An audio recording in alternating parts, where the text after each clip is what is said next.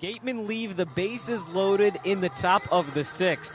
Nobody out for Wareham, and a prime opportunity to tack on a few more runs squabbled by the Gatemen. So Hyannis comes back up to bat, still trailing just 3-0 in the home half of the sixth. Alongside Corey Miller, I'm Josh Richardson. Pitching change for Wareham. Fifth into the game, Eli Jones, the lefty from Northwest Florida State. Another chance for a lefty to be effective, given how many lefty bats the Harbor Hawks have in the order tonight. Jones has been pretty effective. One kind of bad outing when he just didn't have any command. That's going to be the key thing. 4 walks, 4 strikeouts this summer, but overall just 1 earned run in 4 2/3. So another chance for the Gatemen to get a look at the southpaw on the mound. And a favorable spot for Jones, facing 3 lefties. Briggs, Schaffner, Prince, 8-9-1 in the Harbor Hawk lineup. Still trying to get that first run on the board in a game that Hyannis fighting for its playoff life. First pitch from Jones. Fastball misses high. Scoreboard watching a little bit, Corey. Heading into the home half of the sixth, Katuitt and Falmouth knotted at 3. A big game for not only Hyannis' season, to see where the Harbor Hawks could be if this score holds, but who the Gatemen could play in the first round. The 1-0. Breaking ball misses at the letters. 2 balls and no strikes on Briggs. He's 0 for 1 with a strikeout tonight. And we talked about maybe the preference from the Gatemen to play the Commodores. Man, has that been a good game so far. Katuitt, 11 hits compared with 5 for the Commodores, but could go either way at this point. Jones fires. Fastball down the middle. Strike 1. I think the big thing either way is that the Gatemen would have home field advantage over whoever they play at this point in the first round. Sure, they have a better road record this summer, but I think especially potentially against Katuitt, that's big. 2-1 pitch. Just misses outside. 3-1. Yeah, again, to recap everything, Gateman plus Falmouth win equals Wareham playing Falmouth. Gateman and Katuitt win. Wareham plays Katuitt. Gateman loss and Falmouth win. Wareham plays Hyannis. 3-1 pitch. Grounded over to second base. Braden Randall charges. Flipped to first in time. 1 away. And that final opportunity, Gateman lose plus a Katuitt win. And the Gatemen face off against the Kettleers. So a 50% chance, mathematically, that Wareham would play Katuitt. 25% chance Falmouth, 25% chance Hyannis. And with how Katuitt and Falmouth is looking right now, that's clearly 50-50. Yeah, and again, you might have to play Katuitt, and you've gotten walked off twice this summer at Lowell Park. You'd only have to be there once, potentially over a 3-game stretch for that second game of the series, and I think that's a big bonus for the Gatemen. First pitch to Jake Schaffner. Shows bunt pulls back. Pitch misses outside. A ball and no strikes. That would be pretty nice to avoid multiple games at Katuitt. Even nicer if the Kettleers would have to play Bourne in the first round, the 2 teams in the West Division that beat the Gatemen in the season series. 1-0, flared into shallow left field. Apple charges in. He's called off by Ramirez, who comes over from shortstop to make the catch. 2 away. Ramirez really has a great deal of range. Off the bat, looked like that ball might have dropped untouched in the outfield grass, but nice job by Ramirez. Took a really direct route to that ball. A big out, number 2. 2 up, 2 down here in the sixth for Eli Jones. Talked about it earlier, Corey. He's been pretty effective out of the bullpen. A lefty that, for the most part, the Gatemen have relied on. First pitch to Prince. Wave and a miss. And at this point in the summer, this is kind of, these past 2 games, somewhat of an audition for a lot of these Gatemen pitchers to not only just be used in high-leverage spots, but to be used at all. 0-1. This is downstairs, out of the glove of Rogers. Not too far away, a ball and a strike. And that's the thing, Corey, is you mentioned at the audition, but it just kind of goes to show, well, who are you going to be able to rely on come playoff time? And it's such a different season. You have to be able to keep that low heart rate, maintain your composure with runners on, especially in scoring position. Really, throughout the season, Jones has proved that he can do that. 1-1 pitch. Line back up the middle. Ramirez charging over. Can't scoop it. Prince safe at first. Chris got his glove on it, ranging over towards the second base bag. Went in and out of the mitt. Everybody's safe. And he's kind of limping a little bit after ranging up the middle to get that ground ball.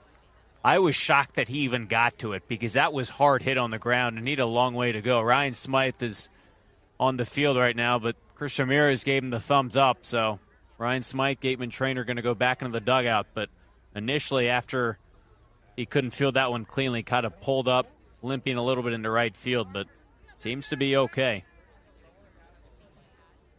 Yeah, quick winds down, but ready to play short again. Parker Brocious comes up. He's 0 for 2. First pitch from Jones. Fastball down the middle, strike one.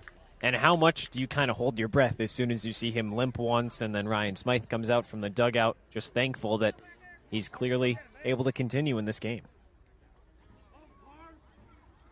Prince is on first, 2 away here in the 6th.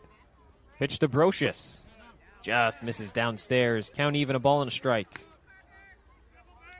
Because that's the thing. You lose Ramirez, you're losing so much. A really good contact hitter with speed, a leader, too. We've seen it at shortstop. Great range, great defender. That would be a huge loss. 1-1. Chopper over to third. It's Van Scheen. Gobbles, throws to second the easy way, and gets the leader runner out. That retires the side. Scoreless inning for Eli Jones. Heading into the 7th, it's the Gatemen 3, the Harbor Hawks nothing. Back for the 7th inning. We're still scoreless at Lowell Park. Gatemen and Kettleers, a big matchup in the West Division. Kitty Atatui back on the mound. He struck out 2 in his first inning of action, not just tonight, but across all of Cape Cod in general. He was effective. These FAU arms have really limited the damage for the Gatemen. It's just we talked about with the conditions at play, it favors the pitchers, no doubt, plus the fact you have 2 lineups that have come in kind of cold these recent games. If you're the Gatemen, it starts with base runners, but you really have to be really meticulous in how you advance them, really intentional. All about maybe it's a run or 2. It might hold up, but playing small ball. Nick Wemberly began the game 5 innings, 2 hits, a walk, and 4 strikeouts. Now Atatui comes in to try and hold that tally. First pitch, wave and a miss. Breaking ball to Chase Cruson to lead off the 7th. Wind has died down at least for now, but really since we arrived on the scene, Corey, right around 3:30, it's been heavy winds coming out of left field towards home plate.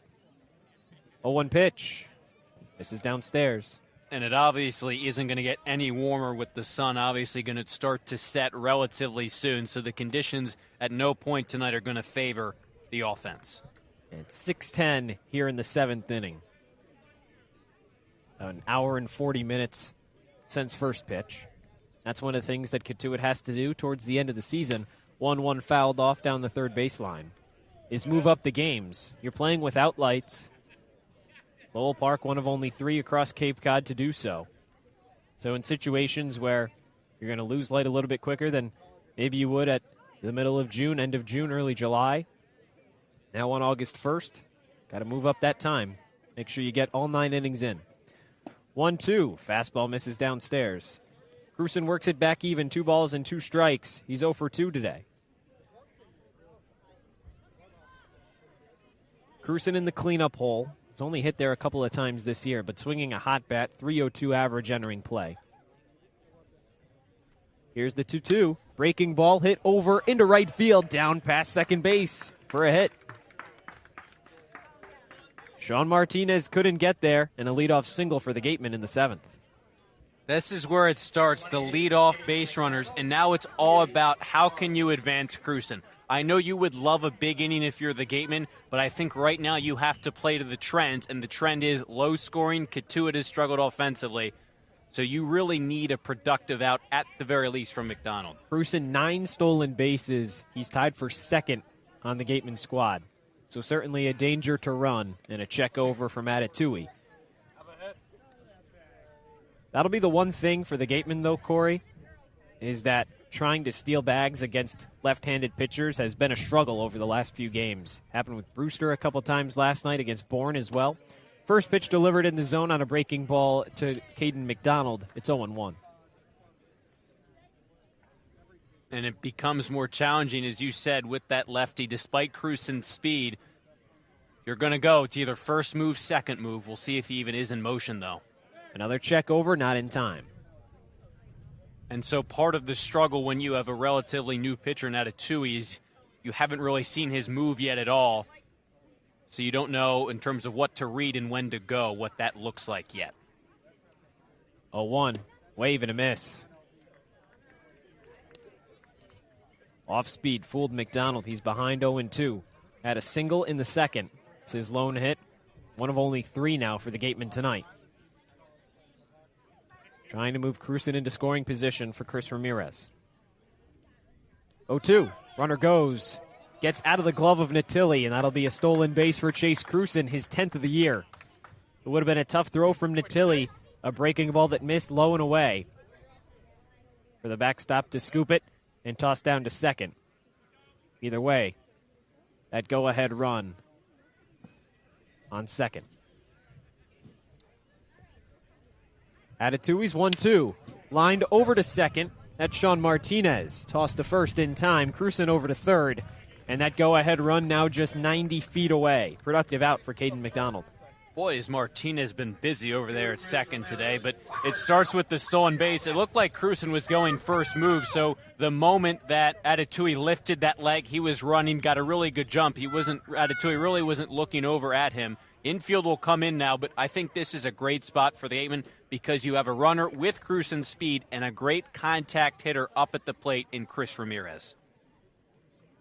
Infield comes in for Katuitt, trying to prevent that run. First pitch to Ramirez, a breaking ball over the heart of the plate. Ramirez has been slumping as of late, batting average down to .356. So far tonight, he's 0 for 1 with a walk, but he started this season on fire. Batting average over 500, 7 games.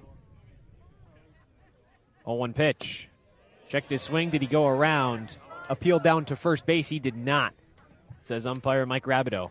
Count goes even, a ball and a strike. And I think in part he's tailor-made for the situation. We talked about the conditions. He's not a fly ball hitter. Ground balls, line drives, and that's going to be even more important with these conditions right now. Crusen on third. 1-1 pitch. In the air, into left field and down. Go-ahead RBI single for Chris Ramirez. And the Gatemen take a 1-0 lead here in the 7th. And that's the danger of the drawn-in infield, but if you're Katuitt, you had to do it. Top of the 7th tie game. Trying to make a play at the plate. Ramirez squared that one up a decent amount, just kind of lifting it. Farber had a brief chance at it at shortstop, but definitely over his head on the leap. And what a huge base hit by Chris Ramirez. Just been such a spark plug for this team down the stretch. Atatui goes home, fouled off from Hayden Yost into the backstop. It's 0-1. You mentioned that Ramirez is a ground ball hitter, so you bring the infield in. Theoretically, more likely than not that something get hit to one of the infielders to then go home and try and get Crusen out.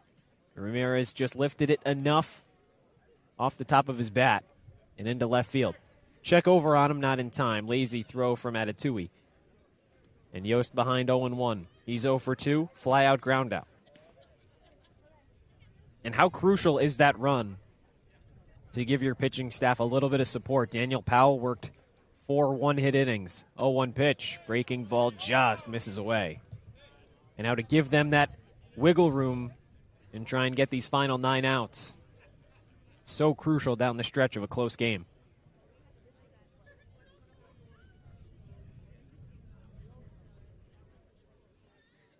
1-1.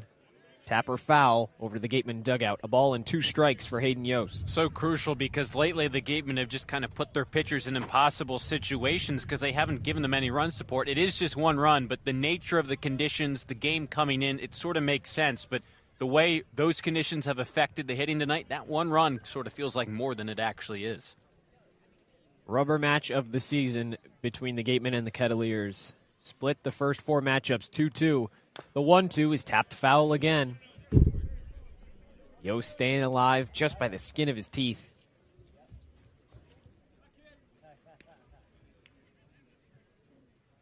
And so we saw Cruzan swipe second with 2 strikes. Haven't seen that same aggressiveness from Ramirez. He's kind of maneuvering back with that move on the mound from Atatui. He's got a short lead, and a check over to first is not in time. Landon Beaver hasn't even applied a tag yet. Ramirez is getting back plenty to spare.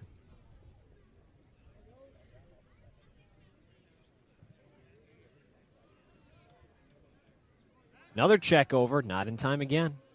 Ramirez is reading him well.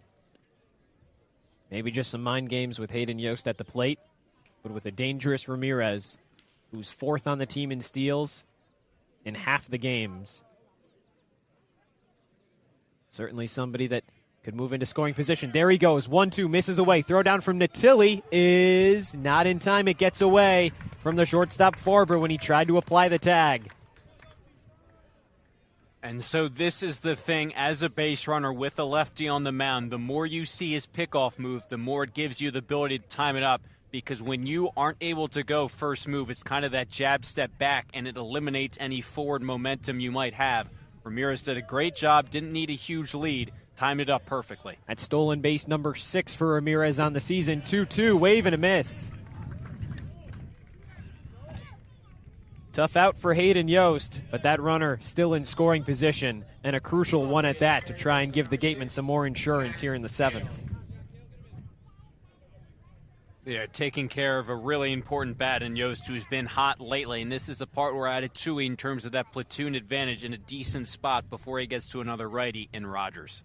This is Jack Cale's 16th at-bat of the summer. Lines one into left center. Ramirez rounds third. He'll score without a throw. And a clutch single from Jack Cale. First RBI in a Gateman uniform gives Wareham a 2-0 lead. How about that? You look at who has come through with RBIs this inning. Chris Ramirez, Jack Cale, 2 contact first hitters who the conditions especially favor tonight. Squaring up a ball, not getting underneath of it. The ball is not carrying with the temperature and the wind. And Ramirez and Cale doing exactly what the Gatemen needed. What a huge hit for Cale to add on some insurance now. Lefty on lefty from Cale against a guy that earlier this summer in the Cal Ripken League, 0.39 ERA. Breaking ball finds the zone against Drew Rogers. Obviously, not the same level of competition as the Cape League, but when you have that type of success throughout the course of a summer in 29 innings, that means something for his first appearance in Kituitt. Pitch clock violation on Atatui. It'll be a ball and a strike to Drew Rogers. Had a single back in the 3rd, grounded out in the 5th. And it was really effective initially when he came in, got to 2 outs, but the Gatemen seeing more and more of his repertoire, scoring up a couple pitches. Pitch misses downstairs. Good block from Natilli. Cale stays at first.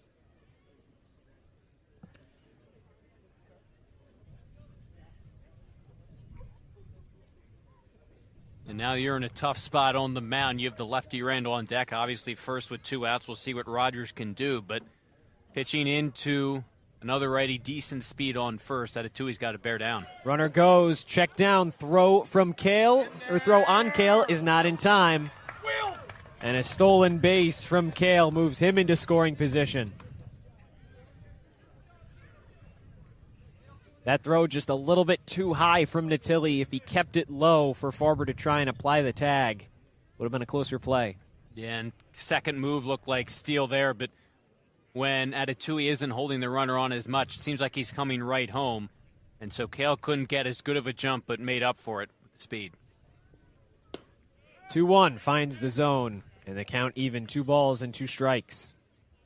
And we've just seen the confidence by the Gateman base runners, Mike Mobbs, third base coach, Rocker DePietro at first base.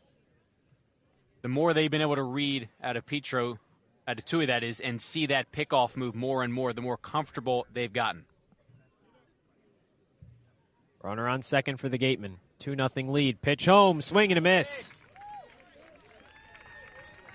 Atatui gets out of it, but not before the Gatemen plate the first 2 runs of the contest. And Wareham holds a slim lead heading into the home half of the 7th on Cape League TV.